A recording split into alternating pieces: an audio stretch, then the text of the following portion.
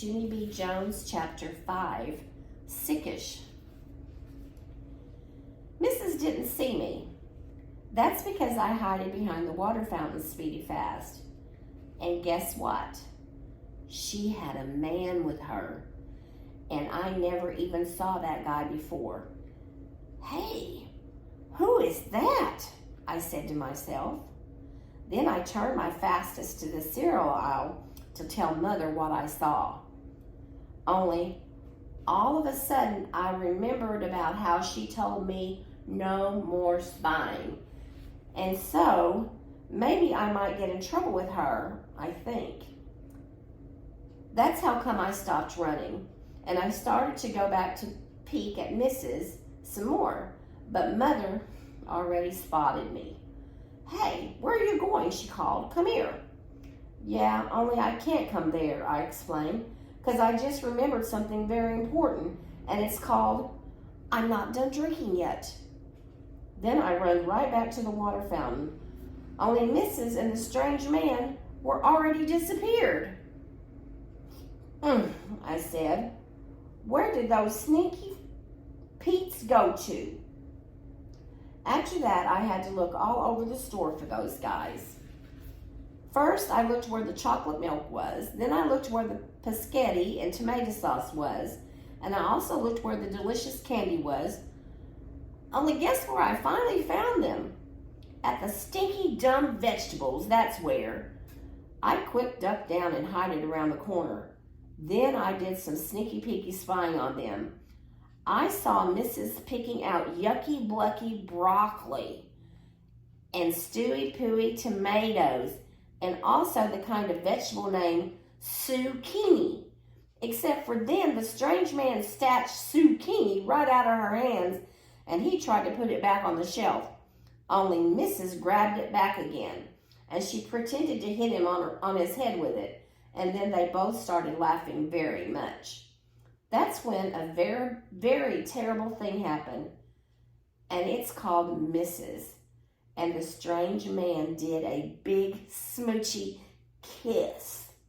And it was in front of the whole entire everybody. I covered my eyes. That's because I was ashamed of her.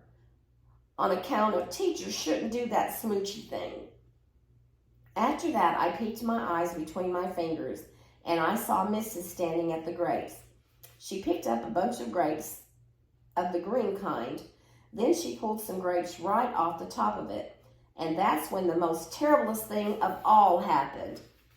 Because just then, Mrs. put the grapes in her mouth, and she ate them. Mrs. ate the grapes. And she didn't even pay for them.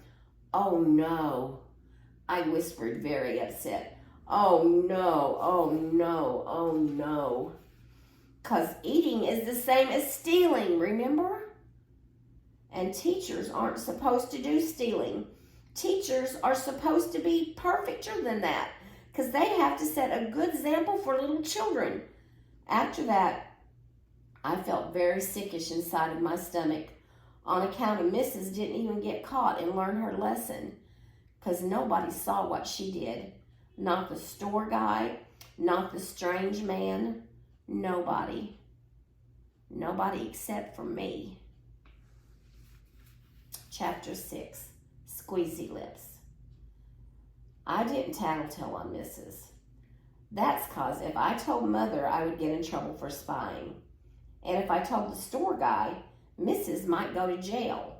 And so I just kept it a secret inside my head because nobody can see secrets inside your head. Not even if they look in your eyes. On Sunday, Grandma and Grandpa Miller came to our house for dinner. Only I couldn't talk to them that much. That's because secrets are very slippery. And I didn't want it to slip out of my mouth by accident. Why so quiet tonight, Junie B? Said Grandma Miller at the table. Cat got your tongue? My mouth went wide open. What cat, Grandma? Is it the same cat that got killed by the ice cream truck? How come he wants to get my tongue? Did his tongue get squished in the accident? Grandma Miller made a face. Then she didn't eat her roast beef anymore. Mother looked surprised at me. You sure did get chatty all of a sudden. Does this mean you're not mad about the cookies anymore? And so then I remembered to stop talking again, or else my secret might slip out of my mouth. I squeezed my lips together very tight. And guess what else? Even the next day when I was on the bus to school, my lips still stayed squeezed. Hi, Junie B, said my bestest friend Grace. I did a wave at her. That Grace frowned at me. How come you're not saying hi? You have to say hi. It's the rules. Except for I still didn't say hi. And so then she called me the name of a big stinky.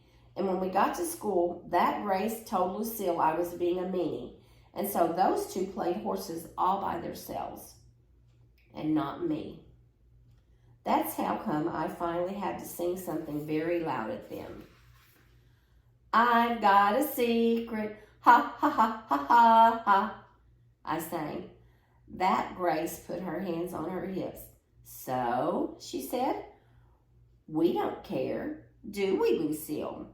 Except for just then, Lucille run over to me speedy quick, 'cause she cared, that's why. If you tell me your secret, I'll be your best friend, she said. Yeah, only I can't, Lucille, I explained, 'cause if I tell you my secret, Mrs. might be in big trouble, and so I have to keep it inside my head. Lucille did a frown at me. It's not good to keep secrets inside your head, Junie B, she said. My brother says keeping secrets inside your head makes pressure in there, and pretty soon your head blows up. My eyes got very big. Oh no, I hollered, real upset.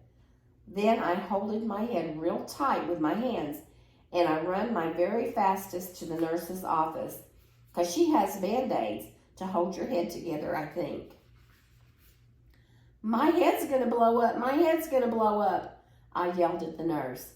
She jumped up from her desk and hurried over to me. What is wrong, Junie B? Do you have a bad headache, she asked. No, I have a bad secret. It's about Mrs., only I can't tell anybody, and now there's pressure on my head, and I need a Band-Aid or else it's gonna explode. The nurse said calm down to me. Then she put a Band-Aid on my head, and me and her went to the principal's office. Principal is the boss of the school. Me and him know each other very good. That's because I keep on getting sent down there. And so now I'm not even afraid of that guy. Principal sat me in a big wood chair. Good afternoon, Junie B, he said. What's the trouble today? Good afternoon, I said back. My head's going to blow up. Principal frowned his eyes at me. Why do you think that? He asked. I did a little bit of squirming, 'cause I got a secret in there, that's why, I said. Principal sat down at his big desk. He folded his hands. Maybe if you tell me the secret, I can help you, he said. Yeah, only I can't talk, I told him. Principal looked disappointed at me.